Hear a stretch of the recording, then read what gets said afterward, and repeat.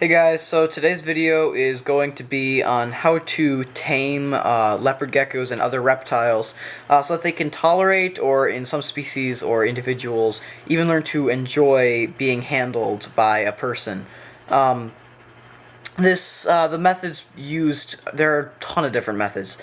Some of them include more force handling, some of them include more offering food and then just waiting for the gecko to, or other reptile to just warm up to you naturally. But this is the way that works for me the best. I have tamed several geckos with it, and it's worked really well for geckos that are tamed when they are younger. For older geckos that are maybe subadults by the time you get them and haven't really had much socialization by that point, or any interactions they've had with people have been not great ones, there are other methods that will probably work better. In my case, the only geckos that I've tamed with this method have been geckos that I've either had since birth, in the case of Rex, and soon to be in the case of Audi. He's in the process of being tamed right now. And in the case of Lynetta, who was probably about 3 inches, 4 or 5 inches probably, I'd say, when I got her. But I've also had Leia, who is my other adult female. And when I got her, she was probably 6 or 7 inches long, and she had not had any good interactions with people at that point, and she never really learned to trust me at all. So right now, she's still just a kind of, she's just shy, and she gets stressed when I hold her. So I just leave her in her tank, feed her, care for her, and everything. But she just really just exists, and I don't try to hold her because I know it's going to stress her more than is necessary. But so what I'm going to do first is just show you the youngest geckos that I have that are not handicapped, because they are going to be the ones that are actually going to display natural behaviors. I do have a handicapped baby gecko that just hatched the other day, and he seems to have some sort of deformity with his front legs, as well as some sort of issue with his eyes. So he's not going to be a very good gecko to look on for, just tameness or whatever in a hatchling, because he seems to be kind of tame, mostly because he's just kind of lethargic. So hopefully I can get him to start thriving and acting like a normal baby gecko, but until then, the only geckos that are going to be good for this, for showing you how wild they can be as, couple week-old babies, are going to be the two youngest ones that I have, other than the hatchling that I just got the other day. They are both still really stressed when people are around them. The more colorful one, is more stressed when I'm just there. The other one, the less colorful one, he's fine with me being with me watching him eat or anything like that, but if I try to pick him up, he doesn't like that yet. And then, of course, there's Audi, who was hatched prematurely, but he's doing really good, and he's learned to trust me enough to where when he hears me talking, he will come out of his hideout sometimes and look up at me like he wants some food, and of course I'll usually give it to him, because of course I want to encourage that. Someday for his future owner, I want them to have that experience, because it's really cute to see a baby gecko, or any gecko, just come out and look at you expectantly if they hear your voice. And then, of course, there's Rex, who is just about completely tamed. I still work with him as often as possible, because I don't want him to stop remembering that I'm a friend, not a foe, and that he will start running away from me when I put my hand in the enclosure. I want him to continue to realize that my hand is a friend, so he just continues to trust me. So I continue to exercise with him pretty much every night. Sometimes I only do it every other night or every 3 nights, and it's not a big deal, but I try to do it as often as possible, because right now I'm just making sure that the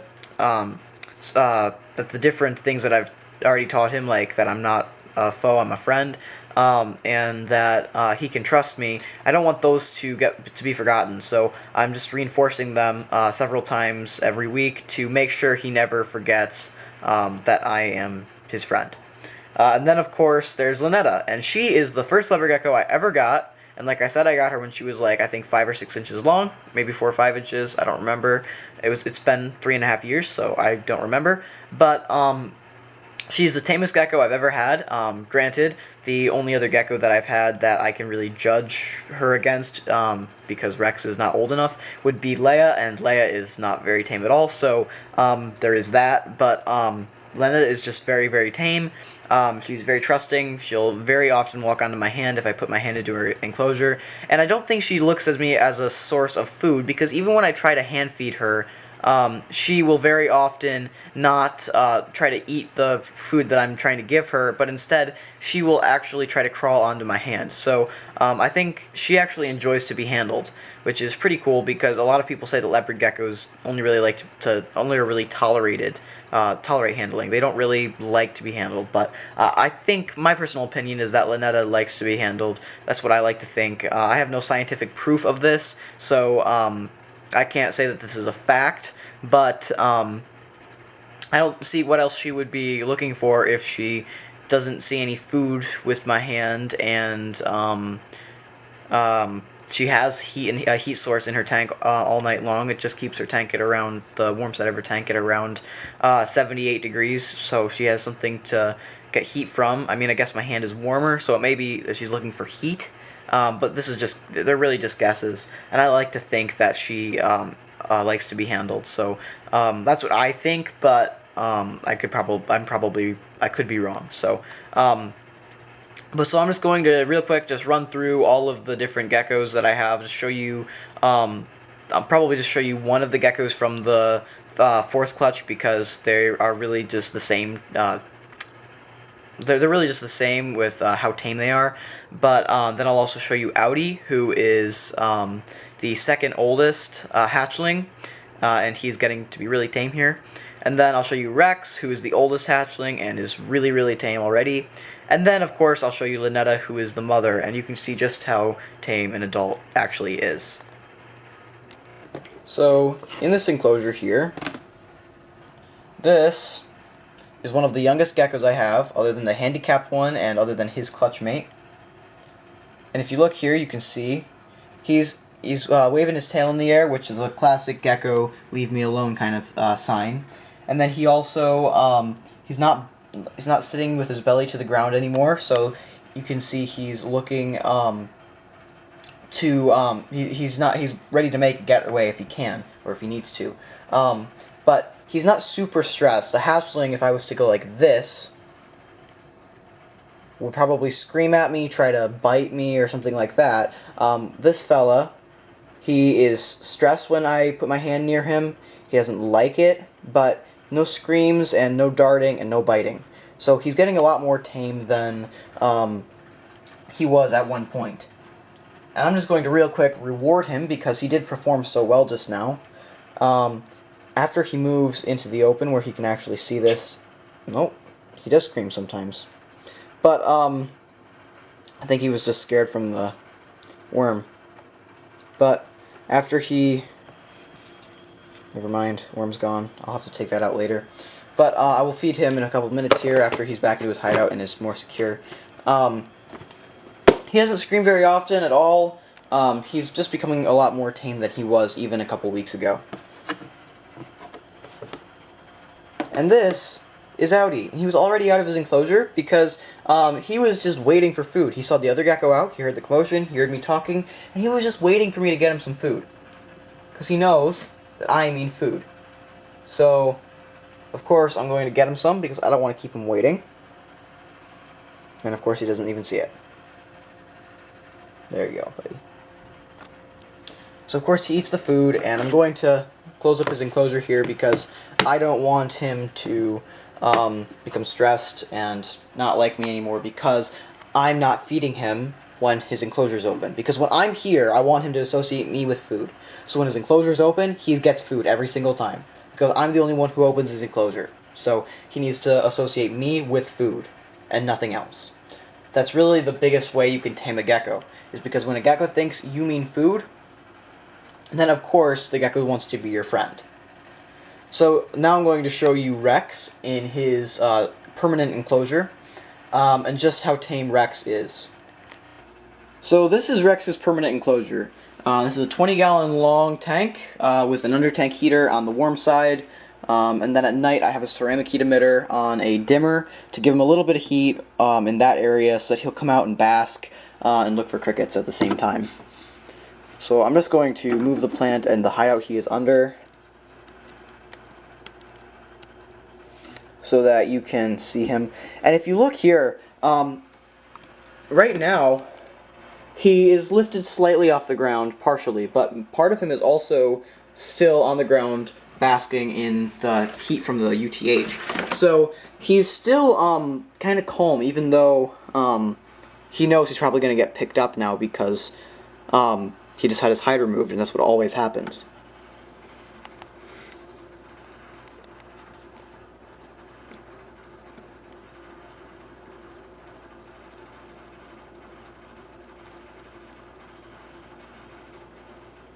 Come on, buddy. So if you just saw that, basically he was trying to get away at first when I tried to pick him up, because of course he doesn't like to be picked up at this point.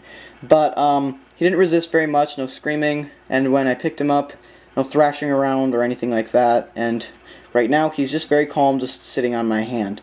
And what I'd like to do is I just like to handle him like this as often as possible, so that he continues to grow to trust me, and then eventually, hopefully, he'll be as tame as Lynetta, who is his mother. So that brings us to Lynetta, his mother. So I'm going to show you Lynetta now, just how tame Lynetta is. And then I will wait until it's dark out, because that's when the geckos like to come out, and then I will actually work with some of the geckos so you can see just how I like to tame these geckos down. So I just wanted to say real quick, I just put Rex back into his enclosure, and he's not even, like, trying to go straight back into his hideout. He's exploring, looking for other places to go, and of course now he sees me, hears me talking, sees his hideout, and wants to go back into the safety. But I thought that was really cool that he's to the point where he's not just immediately darting back into his hideout as soon as he gets off of my hand. He's to the point where he'll explore a little bit just to see what it's like during the day before he goes into his hide. And I don't blame him for trying to run into his hideout. In the wild, the leopard geckos are extremely vulnerable during the day because, well, they're kind of bright-colored lizards, and in the wild, I guess they would be more camouflaged than they are in captivity, but they still, there are still a lot of diurnal animals that would be able to find it easily and catch and kill it easily in the wild, so it's just a natural instinct for it to try to run into shelter as soon as possible during the day. But at night, he'll come out and look around, and he'll even crawl onto my hand, and just my hand's kind of like a playground for him, I guess. So this is Lynetta's enclosure, and I'm just going to open it up real quick. And you can see the first thing you notice when you open up when you take off the hideout is Lynetta's still just sitting on the ground. She's completely calm, and of course she wonders what's going on. If I wave my hand in front of her face, you can see her breathing speeds up a little, so she gets a little more stressed when that happens. But if I was to put my hand just in front of her, she might even crawl onto it. I'm not sure, because she doesn't always do that during the day, but it's worth a try.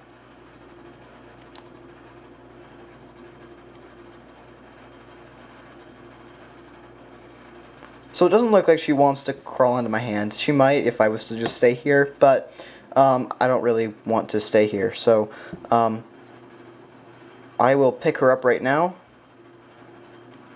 So she looks a little stressed when I try to pick her up at first, but I'm holding her completely loosely. I'm not even restraining her in any way, and she is just good with me picking her up. So she is very, very calm right now, and this is just what she's always like, and I absolutely love holding Lynetta. She's just very, very calm. She understands that I'm not going to hurt her, and she seems to even enjoy handling sometimes. So that's just how tame the geckos can get eventually over time. I've tamed her with the same method I'm going to teach you today.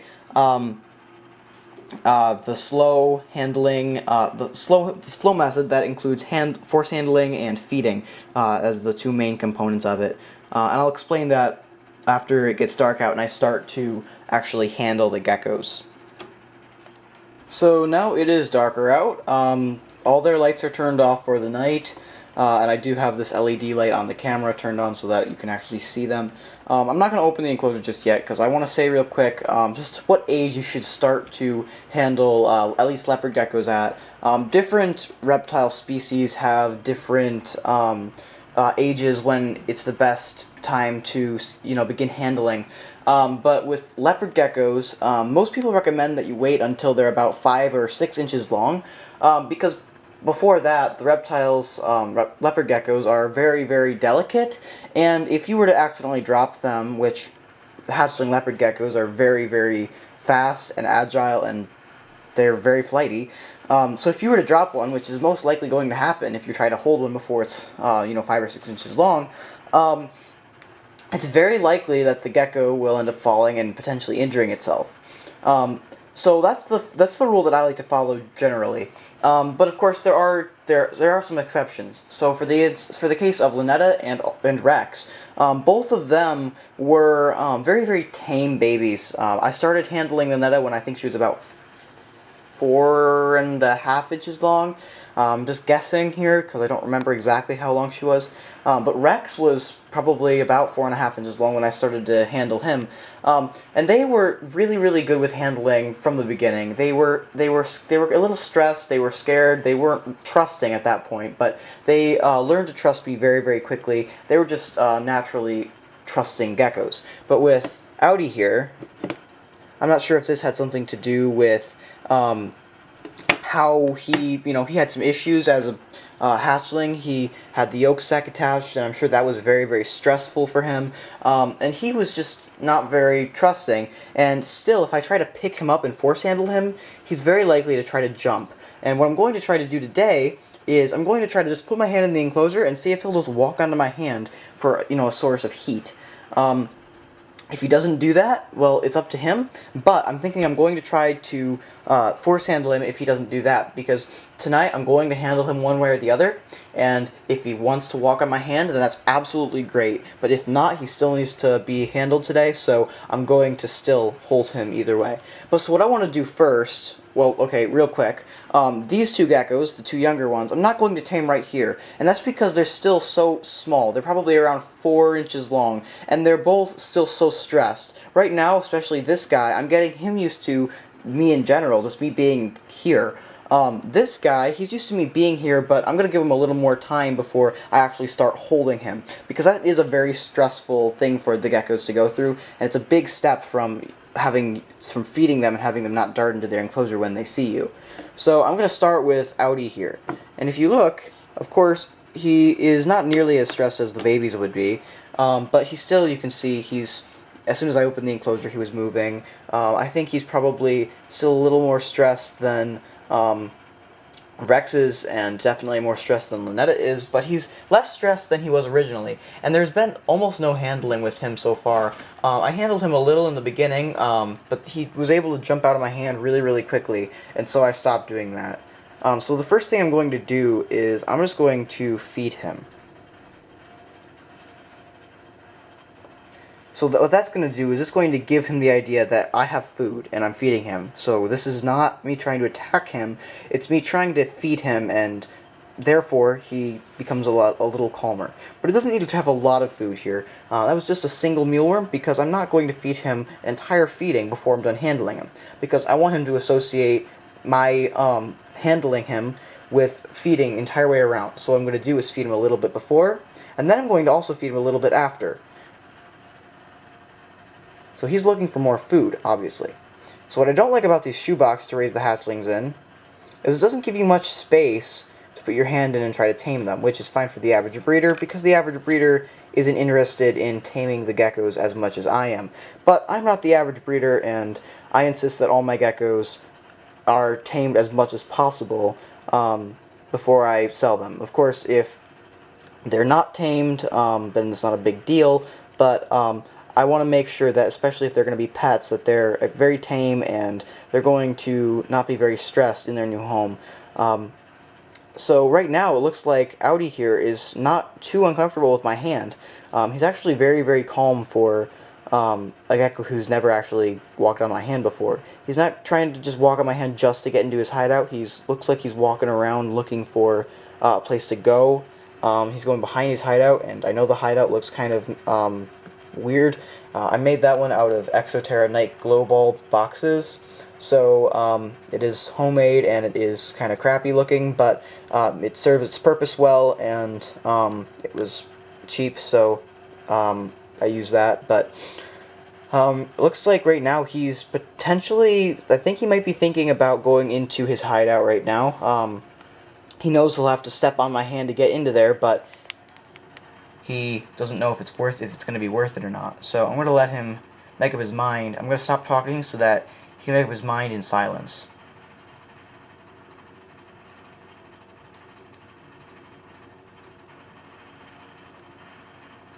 So it looks like he's not trying to go into his hideout, he's just trying to explore, which I'm cool with because if he's just trying to explore, not trying to hide as soon as he sees my hand, that's a really good sign that he's already getting closer to being okay with my hand being here. So this is really the first step in taming a gecko or other reptile, is making sure that they know your hand isn't dangerous. So if he's just walking around my hand like he is right now, and he's not scared or anything, it looks like, it seems like he knows my hand isn't dangerous. And that's really good because eventually he'll learn that not only is my hand not dangerous, but it's not dangerous when I pick him up. And then that's what handling is. So then he'll be tame enough for people to handle. But so I'm going to continue to just do this for a while, and then I'll just real quick just show you feeding time for my baby geckos that are in the other two tanks enclosures over there, so that you can just see how that looks for them, because it is a little different than I do for my adult geckos. So I have been trying to tame down Audi for the past couple minutes, and so far it's been doing really well. If I open up the enclosure, he doesn't seem to be trying to run into his hideout. He seems to be just very calm, and I will be feeding him. I have already fed him a couple mealworms after I finish handling him, and I will be feeding him a full feeding of crickets after I'm done with this video. So if you look, the little fella is sticking his face out looking for some food.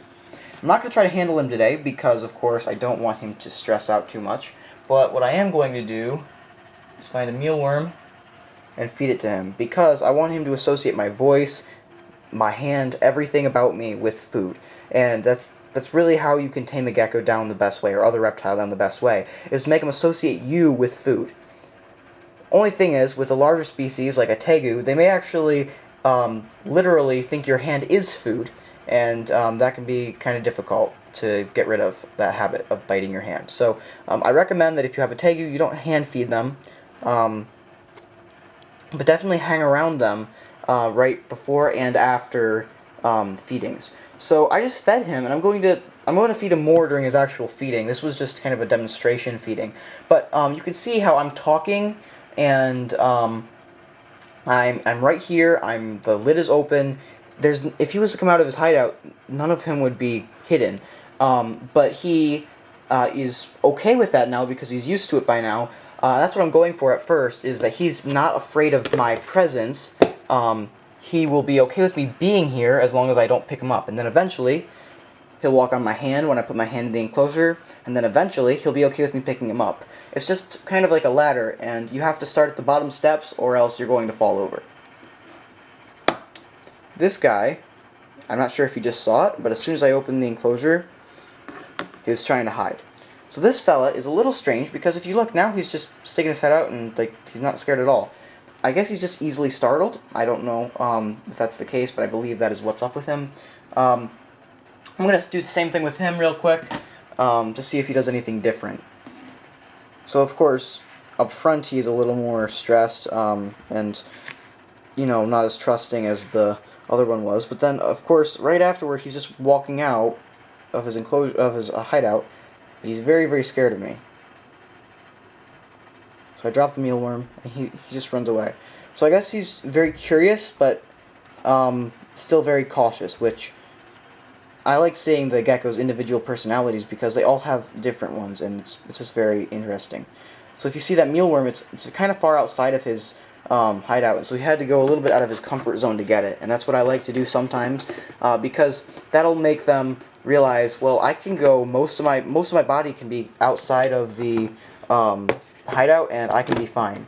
He's really not trying to hurt me because he's had the opportunity and he's not taking it. I'm not sure if that's really the exact thoughts that go through their brain, but they have their instincts, and their instincts work much like our logic works. So just try to work with their instincts to make them realize that we are not enemies, we're friends. So now what I'm going to do is just show you, now that you know, like, basically what you do to tame a gecko up front is, well, first you feed him. This is the result of pure feeding, and him realizing that I am not trying to eat him because I'm feeding him and leaving him alone. So first you feed him, and then, of course, you put your hand in the enclosure and let him climb around on your hand. And then, if he doesn't take to that, you can pick him up and force handle him for a couple minutes every day. Or every night, actually. And then, after a while of that, just put your hand in the enclosure after he is done force handling, and seems to be calm, and see if he'll walk right back onto your hand. That's what Rex will do, and Lynetta will do, and eventually, you put your hand in the enclosure, they'll just walk onto your hand. And then, by that point, if you were to just pick them up during the day, it would be stressful, but it wouldn't be nearly as stressful as it would be for a baby.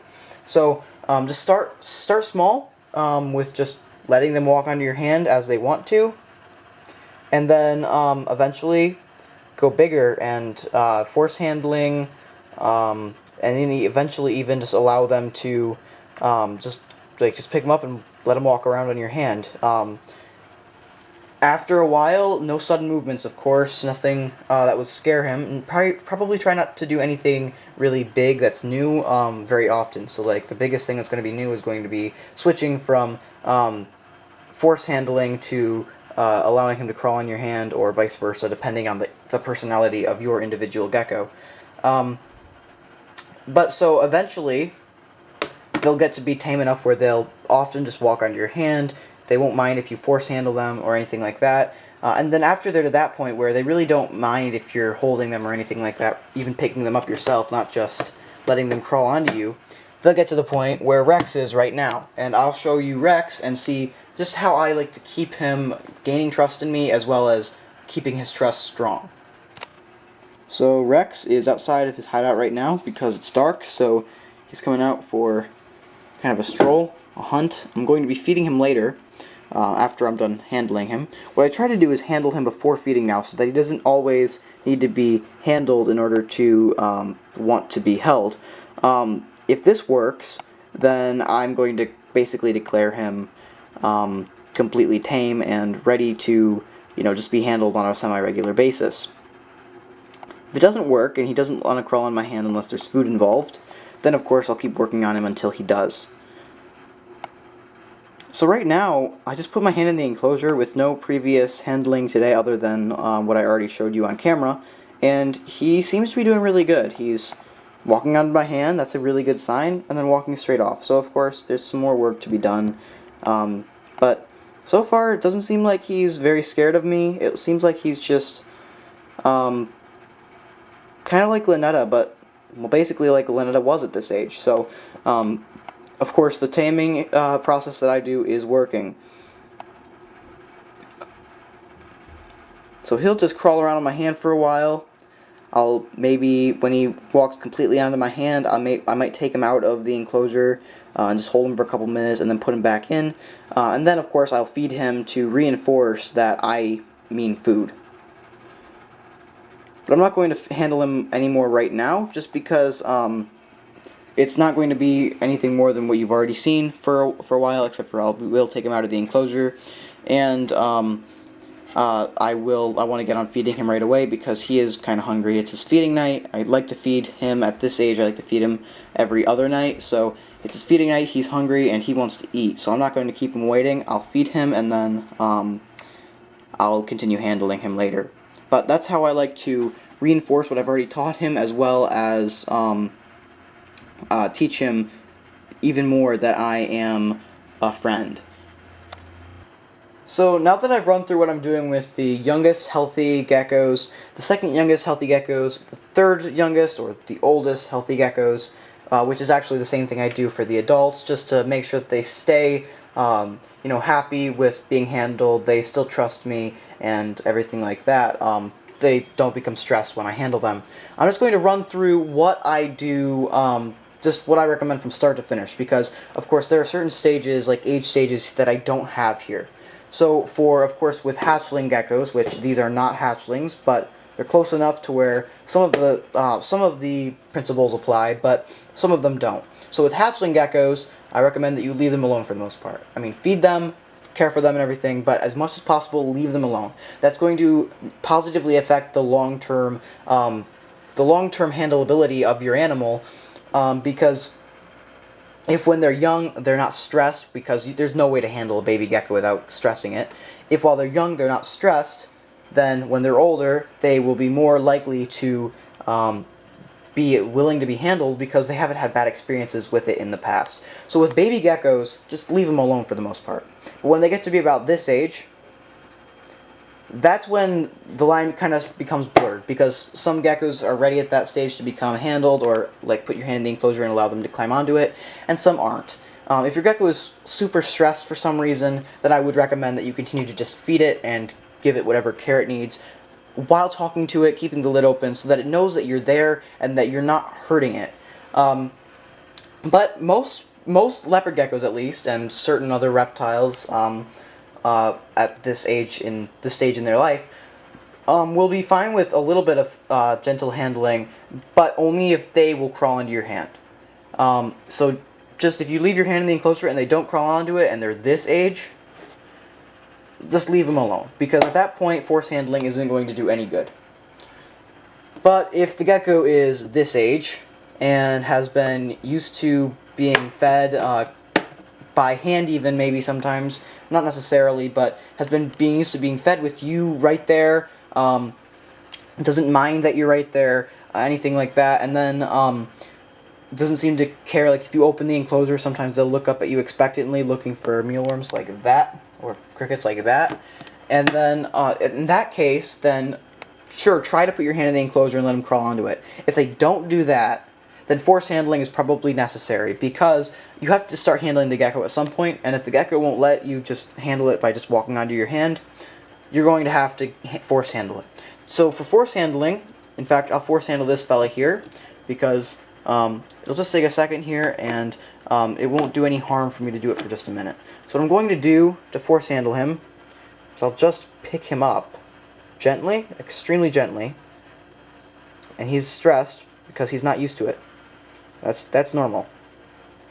But after I get him picked up, which is a little difficult, and if you're not experienced with taming reptiles, or if you're not experienced with holding reptiles that are delicate, this could be dangerous if you're not careful. But after you pick them up, they usually calm down.